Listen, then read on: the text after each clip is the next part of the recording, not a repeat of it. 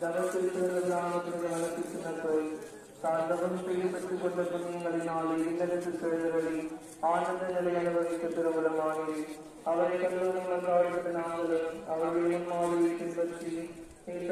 இறைவனாய்